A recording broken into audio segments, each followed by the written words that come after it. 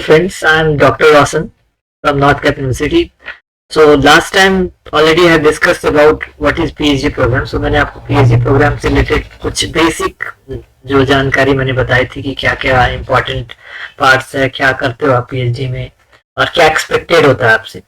तो इसके नेक्स्ट जो अब जो रिक्वायरमेंट मेन जो इम्पोर्टेंट चीज होती है कि जब आप पीएचडी में एडमिशन लेते हो तो क्या क्या रिक्वायरमेंट है बेसिकली आपकी जो है बेसिक व्हाट आर द प्रीरिक्विजिट्स. तो ये मैंने कुछ चीजें डिटेल में आप समझाने की कोशिश करी है इस वीडियो के थ्रू. ये सबसे पहले तो जनरल आपको क्या है कि बैचलर्स में जो भी स्ट्रीम के स्टूडेंट्स हो बैचलर्स में आप कोशिश करिए कि अच्छा स्कोर करें. लेट्स सपोज 8 कम से कम सीजीपीए आपका हो.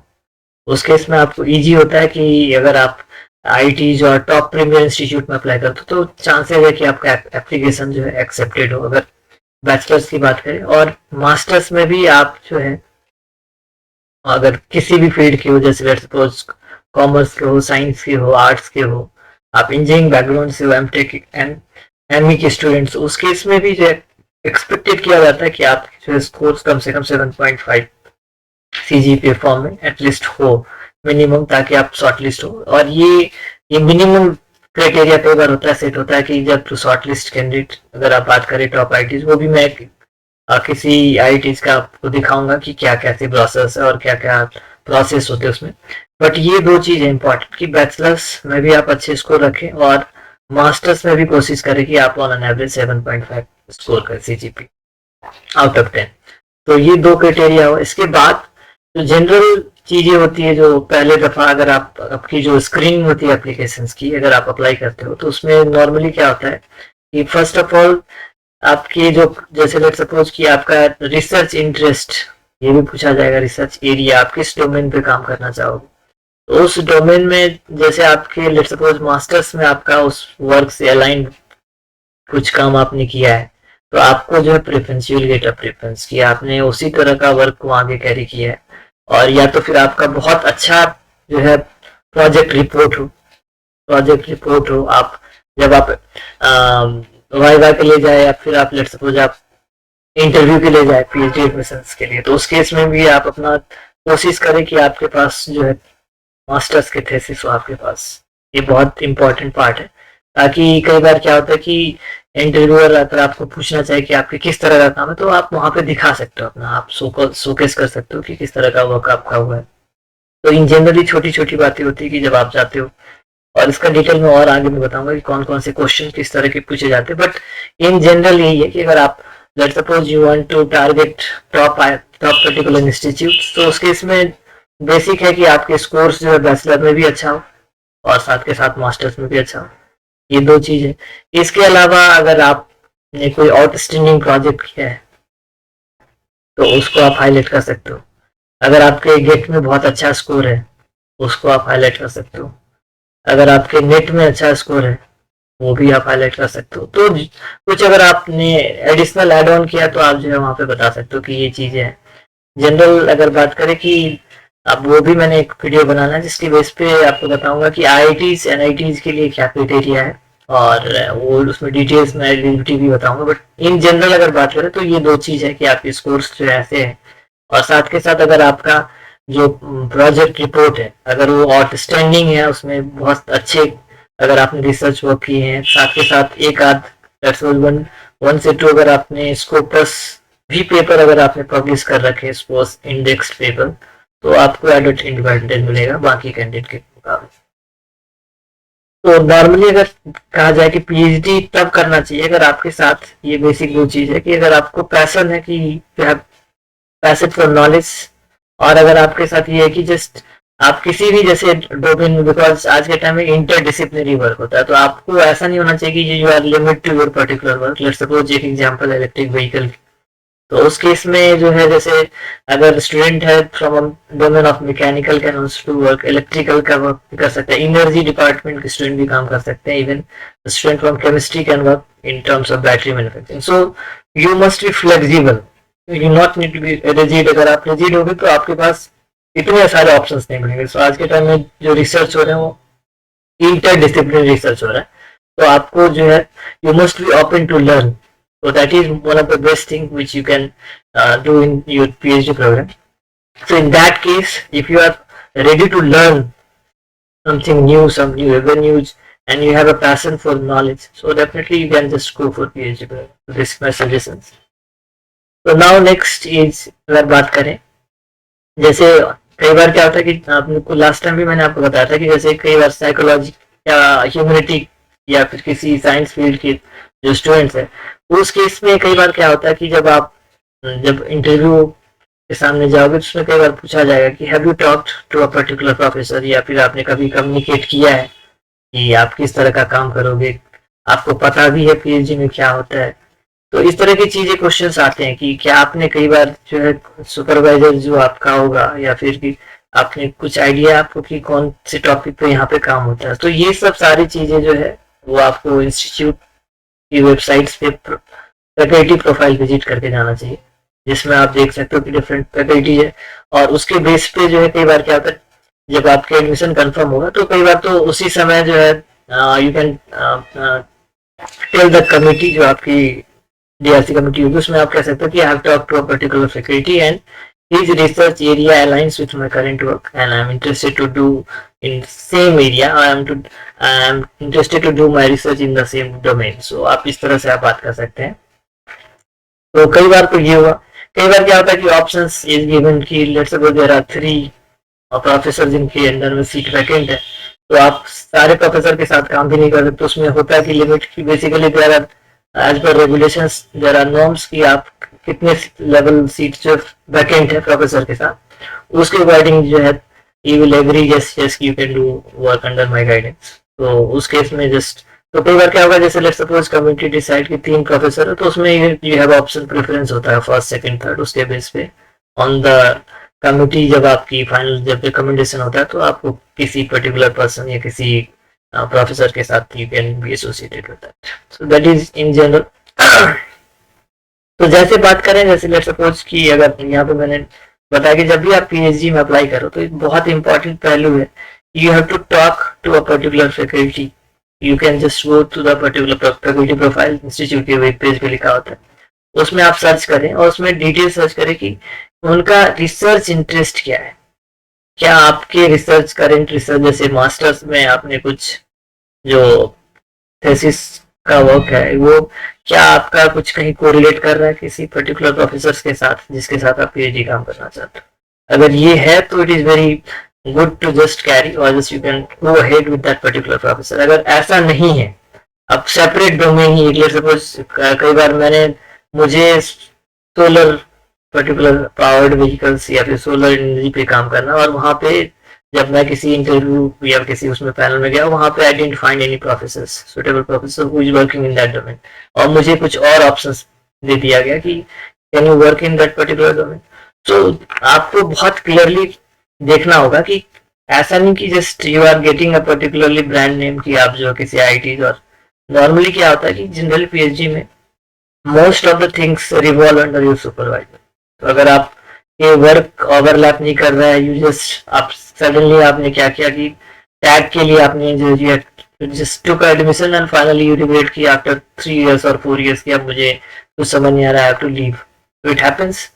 तो आप ऐसा ना करें कभी भी, जो है जैसे भी आप जब भी आप एडमिशन ले तो आप बहुत मेन चीज है कि आपको क्लैरिटी ऑफ थॉट्स होनी चाहिए कि किस फैकल्टी या किस प्रोफेसर के साथ आपका मैच करता है। बेसिकली डोमेन, अगर डोमेन ओवरलैप करेगा तो आपके लिए बहुत इजी हो जाएगा और उस सुपरवाइजर के लिए भी बड़ा आसान होगा आपको गाइड करना, because you must be knowing, you must B familiar with all those terms. आपको एक्सपेरिमेंटल सेटअप का नॉलेज होगा प्रीवियसली, और इस केस में जो है आपका जो वर्क है वो भी बहुत टाइमली कंप्लीट हो जाएगा। जैसे स्टार्ट किया आपने और just you will be ending और you will be meeting your all targets within a certain time limit, let's suppose 3 to 4 years। तो it is very essential to understand कि आपका जो रिसर्च एरिया है वो कहीं ना कहीं प्रोफेसर जो डिपार्टमेंट के प्रोफेसर है उनके साथ जरूर जो है मैच करना चाहिए। तो that is very recommended and I suggest you to do that.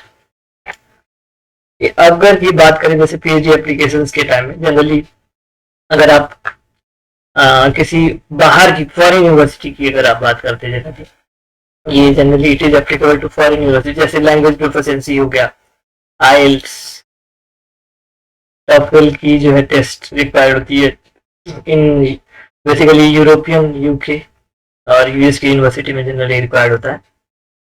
इसके बाद फिर जैसे लेट्स सपोज 2 मिनिमम रेफरेंस जो आपके previous, let's suppose it can B use previous guide, जो हो सकता है कि यूजी के अंडर ग्रेजुएट के गाइड्स हो सकते हैं, बैचलर्स के गाइड हो सकते हैं, या फिर मास्टर्स के करेंटली जिनके अंडर में आपने प्रोजेक्ट किया होगा, या फिर मास्टर्स के अगर आपका जैसे let's suppose head of the institute है, या फिर आपके डिपार्टमेंट के हेड हैं, उनके बेस पे just you can collect 2 references, जिसमें कई बार जो है इट इज़ वेरी मैंडेटरी है ये बेसिकली फॉर्म। अगर आप बात करोगे फॉरेन यूनिवर्सिटी में अगर अप्लाई करोगे तो कम से कम रेफरेंसेस रिक्वायर्ड होता है। इसके बाद पर्सनल स्टेटमेंट ये आपका है बेसिकली कि जैसे let's suppose it is a type of CV जिसमें you will be giving all those details, education background क्या है आपका, कुछ आपने एड ऑन चीजें सीखी है, कुछ पेपर्स आपने पब्लिश करे हैं, कुछ कहीं पे आपका वर्क एक्सपीरियंस है, तो इस तरह से आप बता सकते हो। और आप अपने आप को कैसे उस यूनिवर्सिटी में अपने आप को फिट बिठा सकते हो, जैसे क्वेश्चन जनरली उनकी तरफ से ये होता है कि why should we select you, और how just a particularly your जो नॉलेज है आपका वो कैसे इस पर्टिकुलर यूनिवर्सिटी फ्रेम में it's suitable for a candidate. So that is very important to understand कि आपको वहाँ पे कई बार क्या होता है कि व्हेन यू अप्लाई पेज तो वहाँ पे टिपिकल स्किल सेट भी लिखा होता है, एसेंशियल स्किल्स, लेट्स सपोज कि कोई सॉफ्टवेयर की नॉलेज, या फिर कुछ पास्ट आपने कुछ एक्सपीरियंस किसी लेट्स सपोज कि एक्सपेरिमेंटल सेटअप की नॉलेज आपकी है, तो ऐसी चीजें जो है आपको यहाँ पे हाईलाइट करना पड़ता है कि आपने पहले इस तरह के काम कर रखे हैं जो अभी एग्जिस्टिंग जो है जो रिक्वायरमेंट है उससे मैच करता है, and then definitely they will consider your application. इसके बाद सबसे इम्पोर्टेंट चीज है पीएचडी रिसर्च प्रपोजल। तो ये क्या है, तो इसके बारे में बात करते हैं नेक्स्ट स्लाइड में। तो पीएचडी रिसर्च प्रपोजल जनरली क्या होता है कि ये रिकमेंडेड होता है आज के टाइम में, आप किसी भी टॉप आईआईटीज की बात करें या एनआईटीज की बात करें या सेंट्रल यूनिवर्सिटी की बात करें, जो जो अच्छी यूनिवर्सिटी है बेसिकली उनकी बात मैं कर रहा हूँ। इवन गवर्नमेंट कॉलेजेस में भी आज के टाइम में इट इज रिकमेंडेड कि आपके पास जो है ना you must be able to write research proposal और पीएचडी डिसर्टेशन प्रपोजल। ये है क्या, basically it is a type of summary, कई बार क्या है इसको सिनॉप्सिस भी कहा जाता है। तो जो वर्क आप the work which want to carry in PhD program, so basically इसके बेस पे आपको क्या करना पड़ेगा, आपको 2 पेज का एक राइटअप बनाना पड़ेगा। राइटअप, उस राइटअप में जनरली इंट्रोडक्शन, लिटरेचर सर्वे, बेसिकली प्रिसाइजली लिटरेचर गैप्स, आप उसमें आप जो है जैसे लेट सपोज कुछ न्यू मेथोडोलॉजी आप इंट्रोड्यूस करना चाहते हो, और प्रोबेबल या बेसिकली प्रोपोज्ड जो ऑब्जेक्टिव्स हैं which you want to achieve. So generally इस फॉर्मेट में आप लिख सकते हो इसको with some references, latest references. Generally latest references का मतलब ये कि 23 का पेपर्स कुछ होना चाहिए, 22 का पेपर होना चाहिए, 20, 21, 19, इसके बाद फिर आप जो है 18, 17 तक आप कंसिडर कर सकते हो। लेटेस्ट 5 ईयर्स के जो है कम से कम पेपर आप इंक्लूड करो, और इसके डोमेन पे क्या क्या हुआ है और उसको समराइज करके आप how can you formulate a particular problem, basically research problem है कि how to formulate a problem, और फिर प्रॉब्लम के बेस पे आपको सोल्यूशन भी बताना पड़ेगा while you carry your PhD work, so you will giving a solution for that particular problem. So generally research proposals should describe your proposed research topics in relation to prior work। जो काम आपने करा होगा या फिर जो काम let suppose literature में डिटेल में दिया है उसके बारे में डिस्क्राइब करना होगा कि क्या क्या हो चुका है, क्या क्या बेसिकली आपके लिए बचा है। Demonstrate your understanding of current debate with in that field, जिस भी फील्ड में आप काम करना चाहते हो, साइंस में, इंजीनियरिंग में, आप लेट सपोज आर्ट्स में, कॉमर्स में, एमबीए, जो भी आपका है, सोशल साइंस में, उसमें एक पर्टिकुलर डोमेन जिसका आपका जैसे let suppose in case of masters आपने कुछ जो थीसिस किए होंगे उसके बेस पे आप जो है you can prepare this particular proposal. जो जैसे आपने कुछ कई बार क्या होता है कि फ्यूचर स्टडी या फिर कुछ इस तरह का स्कोप जहाँ पे आपको मिलता है उसके बेस पे यू कैन जस्ट फॉर्मेट कि ये काम नहीं हुआ है, तो now you can use that particular work as your PhD proposal। Exhibits an appropriate level of analysis, identify gap in current knowledge that are pertinent, offers a pertinent research hypothesis. Research hypothesis means वही हुआ basically जो मैंने last time कहा था, research questions hypothesis. So you have to prepare questions 1, 2, 3, 4 and so on. कि after doing that what is going to happen that, या फिर if let's suppose if that particular process is going to implement, so something will happen.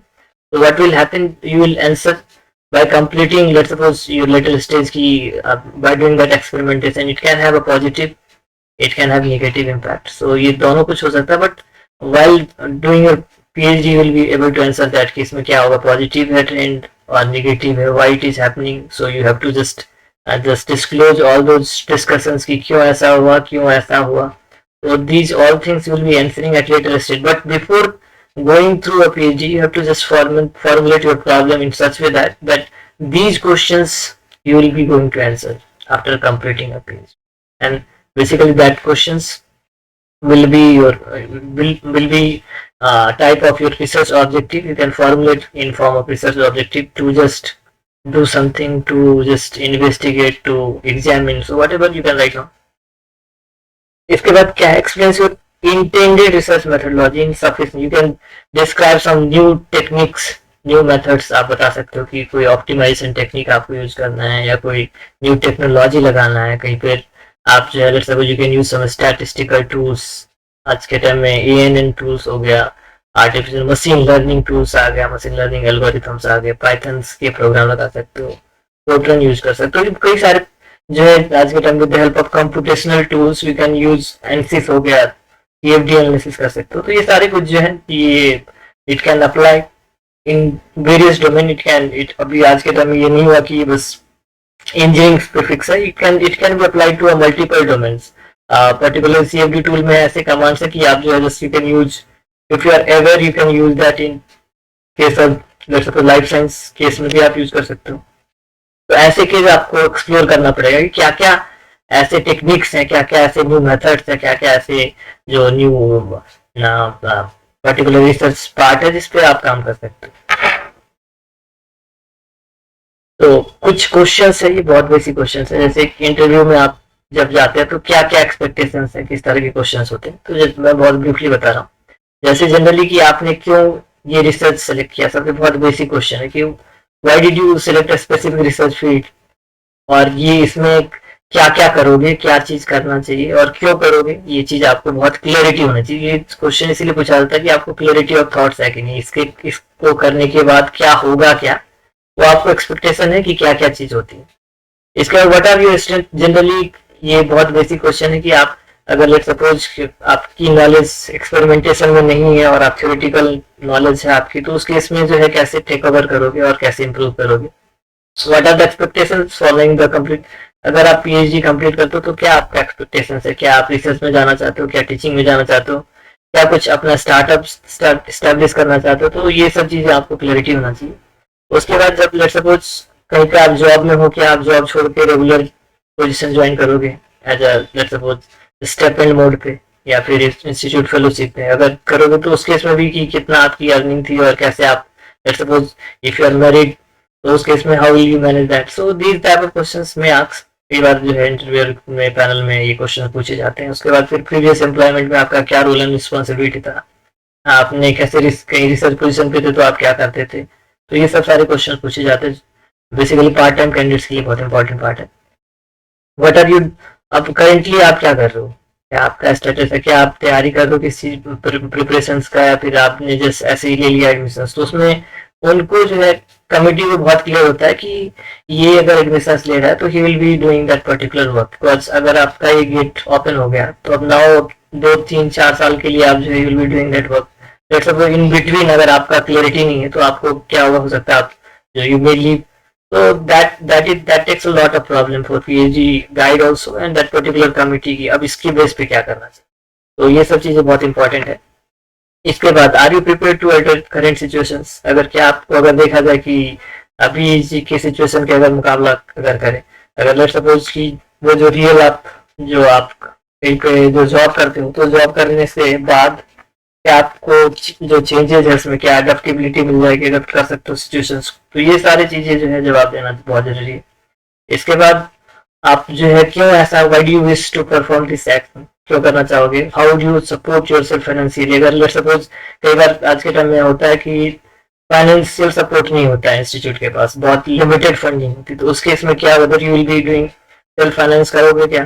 तो ये सब clarity आपको होना चाहिए। Why PhD, what are the reasons of person, क्यों PhD करना चाहते हो, कुछ और ऑप्शन था क्या, कुछ और जॉब्स थे क्या, क्या जॉब की अल्टरनेटिव में आपने पीएचडी लिया। तो ये सारे जो है आपको क्लियर अंडरस्टैंडिंग होना चाहिए। और ट्रुथ, आप जो बिल्कुल जो भी आपके जवाब है उस बिल्कुल जो है एक बेस जो कहते हो दैट शुड बी ट्रू।